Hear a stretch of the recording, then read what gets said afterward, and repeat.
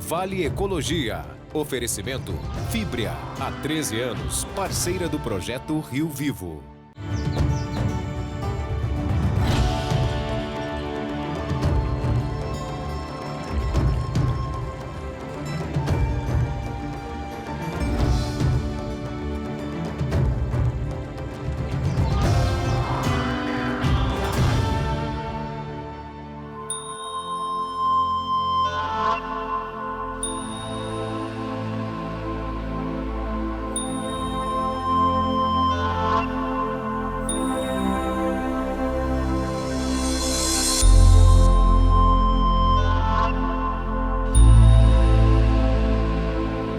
Os imensos campos dourados, revestidos de capim, ostentam a riqueza dessas bandas das Gerais, o Cerrado.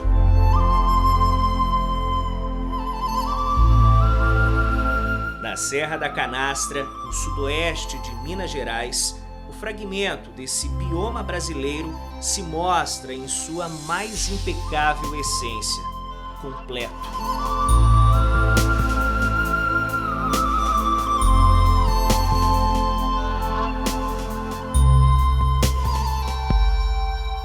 Sobre o gigante mineiro, uma rica diversidade de bichos e plantas se revela protegida contra a devastação do homem nessa muralha de pedras. Quase metade da área original de Cerrado no Brasil desapareceu. Em menos de 2 décadas, o país perdeu 66 mil quilômetros quadrados de vegetação. E um território 3 vezes maior que o estado de Sergipe sumiu do mapa. Hoje restam um pouco mais de 100 milhões de hectares preservados. Nesse ritmo, mais de 1.000 espécies endêmicas do Cerrado podem ser dizimadas nos próximos 30 anos, segundo o estudo do Instituto Internacional para a Sustentabilidade. A função do Parque Nacional, não só da Canastra, mas dos parques nacionais, é levar essa reflexão. Que as pessoas possam conhecer ambientes em sua forma primitiva, em sua forma inalterada. Que leva uma reflexão sobre o nosso papel no planeta, como nós temos usado o planeta, como a gente usa nossos recursos.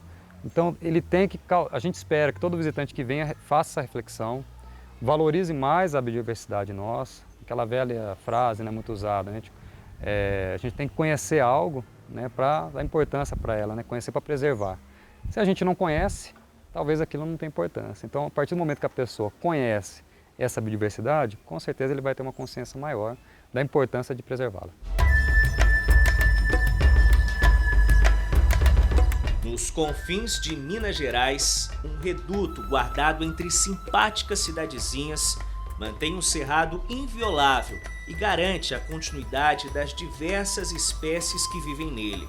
Estamos no Parque Nacional da Serra da Canastra, a 600 quilômetros da capital paulista, no município de São Roque de Minas, um dos que se desenvolveram debaixo desta serra, grande demais da conta na definição dos mineiros.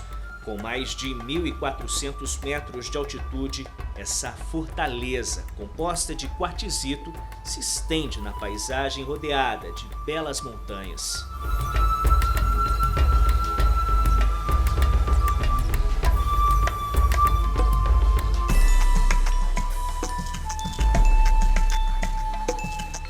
O nome Canastra foi uma herança dos tropeiros que enxergaram no formato daqui o desenho de uma caixa, como a que eles usavam para levar mantimentos nas expedições.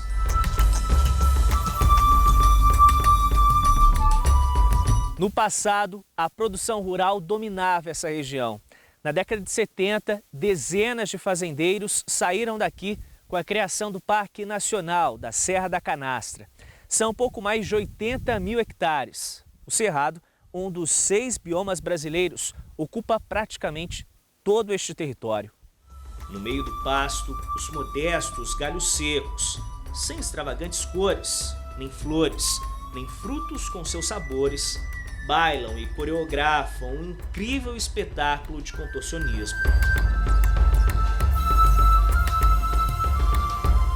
Nas cordilheiras da Canastra, raridades buscam refúgio e o sol parece despertar do chão na savana mineira. Praticamente em extinção, a delicada sempre viva se mantém preservada em meio à paisagem rústica do Cerrado. E com ela, calcula-se que existam outras mais de 6.000 espécies de plantas nesses campos das Gerais.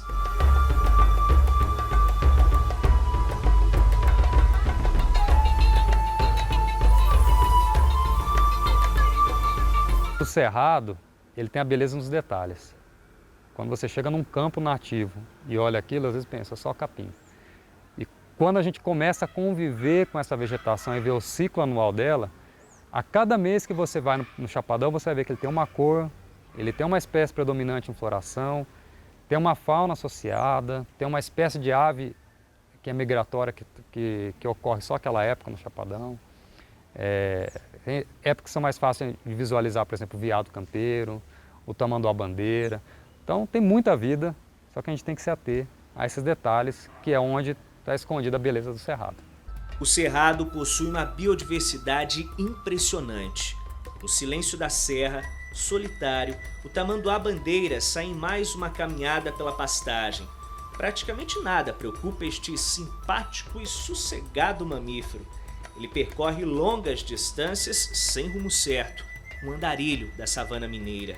Com a visão e a audição pouco desenvolvidas, ele foi recompensado com um super olfato, 40 vezes maior que o do homem.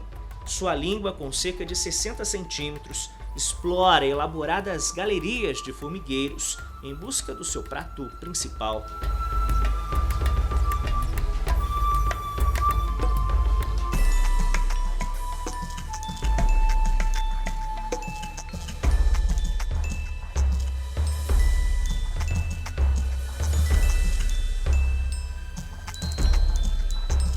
Outro solitário das montanhas.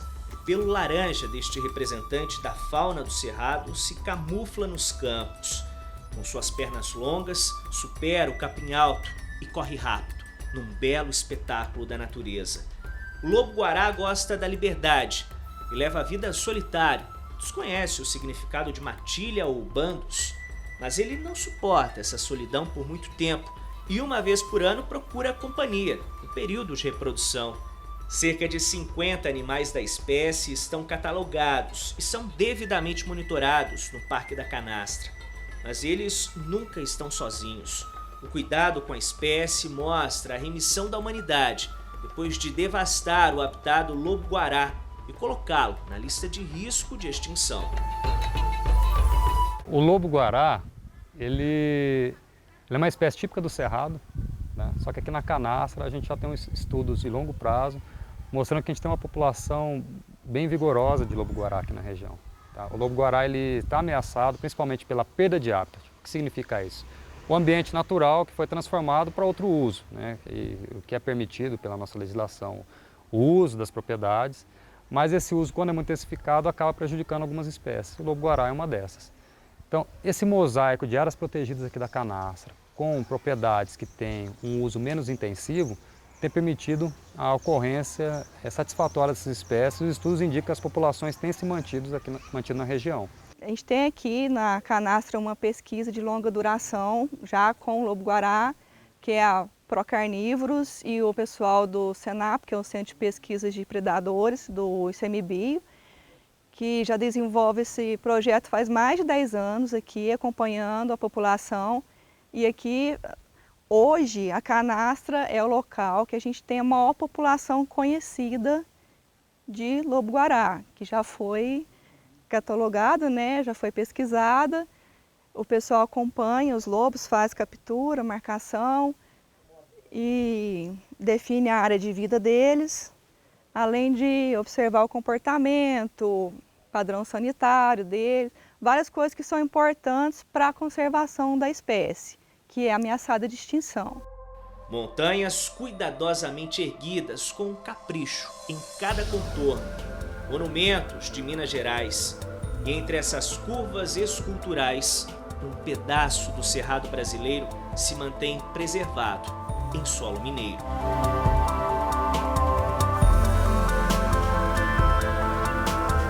No próximo bloco, continuamos desbravando as maravilhas da Canastra, Conheça as incríveis espécies de aves que vivem no Cerrado Mineiro.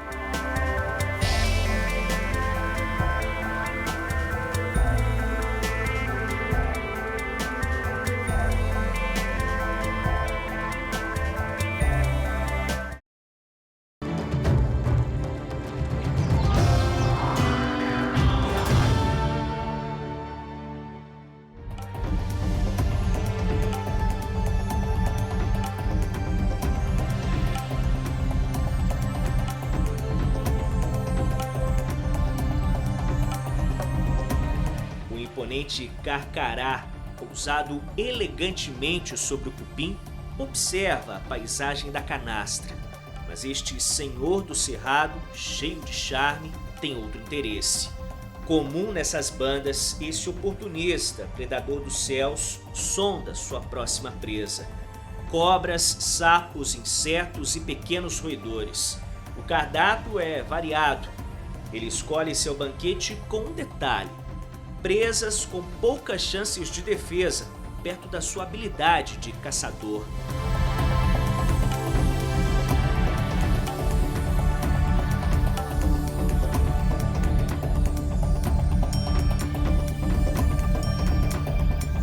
No Cerrado Mineiro, a esperança renasce, sempre. E a cada ninho com novos filhotes se renova. E a cada nova criatura concebida pela natureza, espécies inteiras se distanciam da extinção.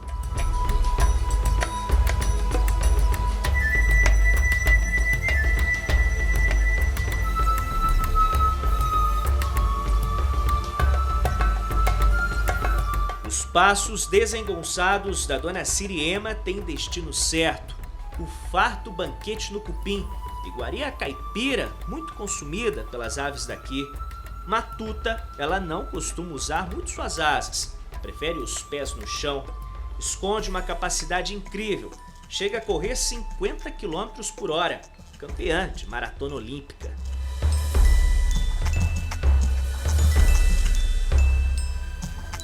Os galhos sem flores, eles colorem. Românticos, eles namoram. Companheiros, dividem o cuidado dos filhos. O macho e a fêmea se revezam com os ovos e com a criação dos filhotes. No bico, com mais de 20 centímetros, o tucano leva belas pinturas da natureza com as cores da manhã despertando. Importantes semeadores das florestas, eles distribuem as sementes de diversas espécies para longe da planta-mãe. E na terra fértil, um novo exemplar nasce.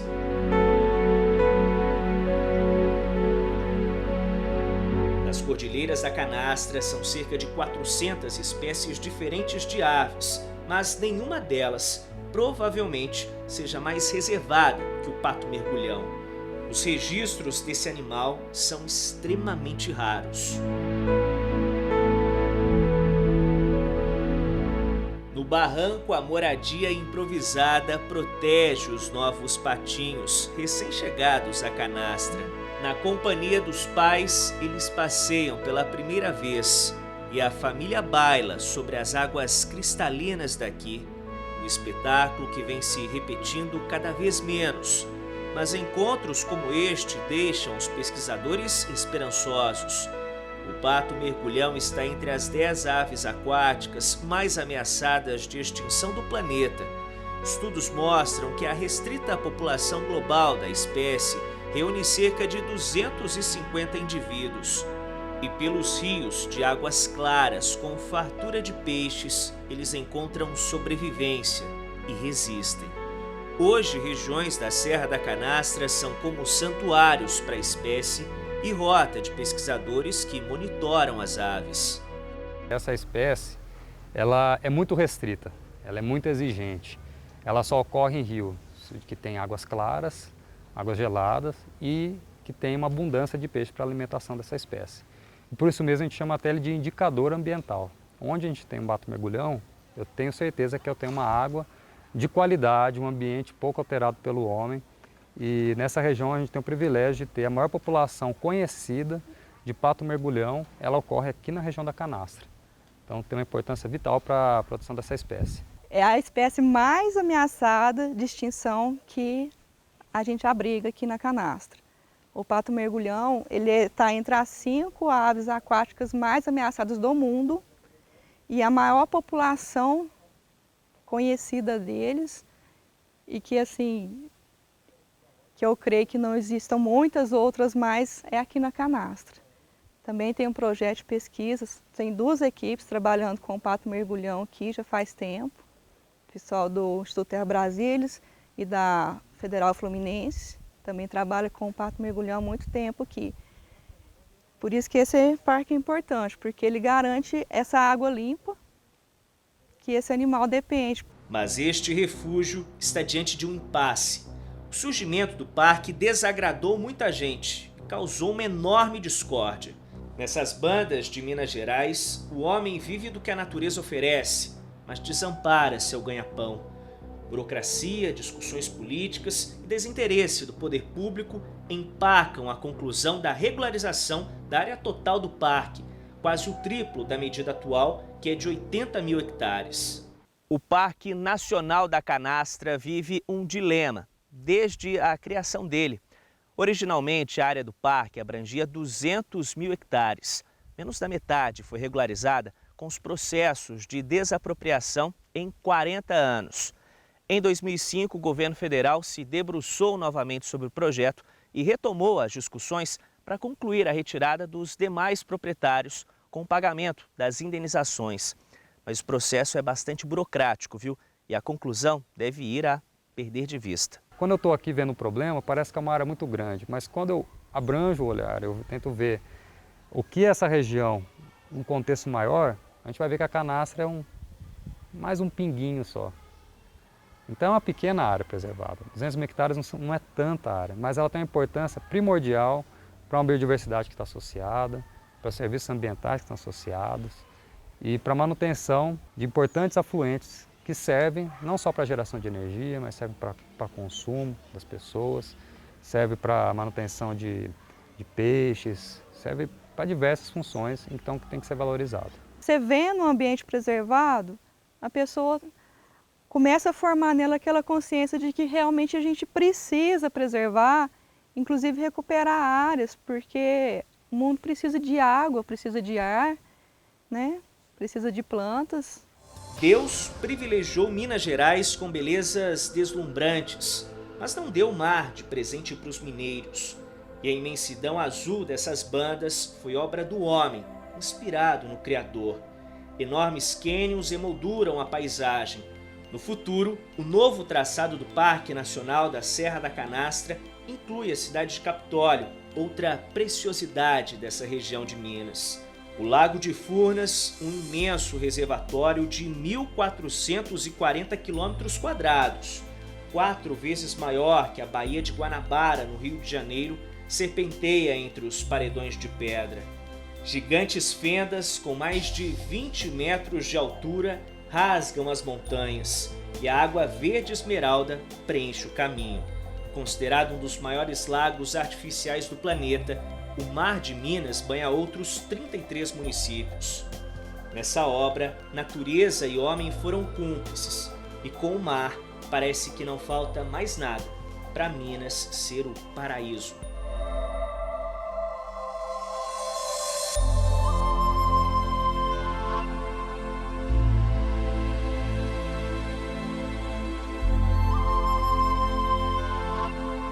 No próximo bloco, conheça a nascente histórica do Rio São Francisco, que brota na Serra da Canastra.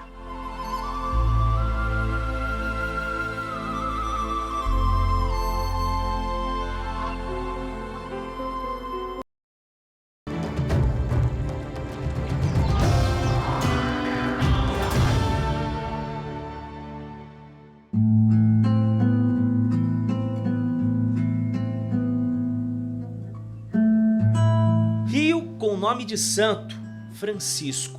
Para os mais íntimos, basta Chico mesmo, sem cerimônia. Nasce em berço mineiro e brota como um milagre, concebido com simplicidade pela natureza. Nem parece o imenso Chico que rasga Minas e o Nordeste. Padroeiro desse povo simples e sofrido, mas cheio de fé, ele protege essa água santa e leva o sustento por onde passa. O rio São Francisco nasce no município mineiro de São Roque de Minas. O solo encharcado da região proporciona a este gigante mais de uma nascente, que se unem e seguem pelo mesmo caminho, percorrendo 2.800 quilômetros, cortando 5 estados: Minas Gerais, Bahia, Pernambuco, Sergipe e Alagoas. Então, o Rio São Francisco ele é um rio que tem uma simbologia muito forte para o Brasil. Primeiro, ele é o principal rio, dito rio inteiramente nacional, que nasce dentro do Brasil e ele deságua no território nacional. Tá? Então ele tem um forte apelo, não só por isso também, mas que é chamado Rio da Integração. Ele nasce na região sudeste, mas ele leva a água para o nordeste brasileiro, principalmente nas regiões de semiárido. Então, tanto para o nordestino, mas como todo brasileiro, esse rio então, ele tem uma importância simbólica muito grande. O Chico do impossível, de bênçãos. Nas margens do rio, milhares de homens buscaram a sorte escondida entre o cascalho. E para mudar o sofrido destino que muitos deles tinham pela frente, o garimpo foi a esperança. O São Francisco deixou muita gente rica nessas bandas com um diamante. Outros, como o seu Duquinha, nascido na região da Canastra, perderam tudo o que ganharam, mas nunca a fé. A gente pensa, né? A gente não esquece isso, né? Lá um dia Deus ajuda a gente fica rico, acerta numa loteria ou com outro serviço aí, né? E é rico mesmo, hoje em dia se ele tá rico, ele fica mais preocupado da vida do que o pobre, né? Porque o pobre ninguém vem mexer com ele, não vem roubar dele. O rico pega um dinheirinho, vem os ladrões caem em cima dele, né? O velho Chico guarda os devotos dele. Gente que deposita fé neste rio, que gera empregos, irriga plantações e sacia a sede por onde passa, nesse Brasil afora. Generoso como um bom mineiro, o São Francisco se doa para outros estados e enche de orgulho os filhos desta terra, Minas Gerais, os filhos de São Chico. O pessoal aqui é apaixonado pelo rio, protege bastante o Rio São Francisco e tem um orgulho imenso. Eu me sinto honrado, né, de morar numa região privilegiada como a Canastra. E é muito gostoso você ver pessoas saírem de longe, de vários países, para ver a nossa terra. A gente se sente lisonjeado. Nas águas mansas e cristalinas do velho Chico, os passarinhos se refrescam e a saíra colore o rio num banho de beleza, como se reconhecesse o seu protetor, São Francisco.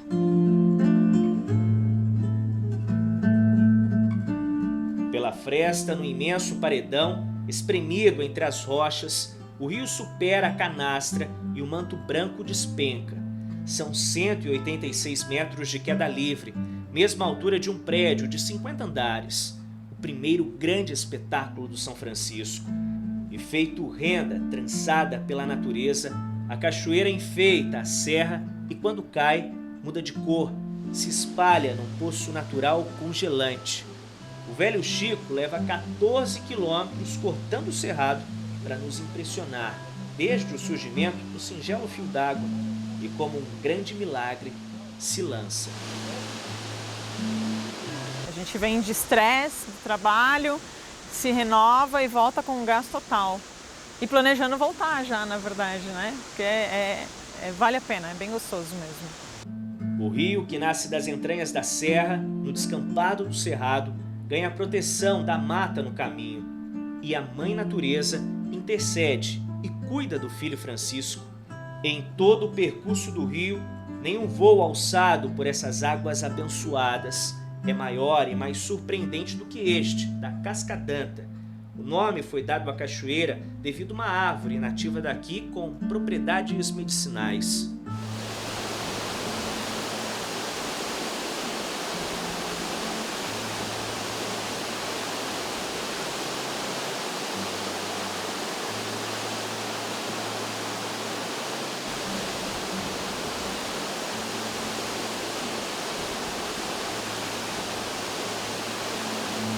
O São Francisco leva esperança onde há desespero e união onde há discórdia.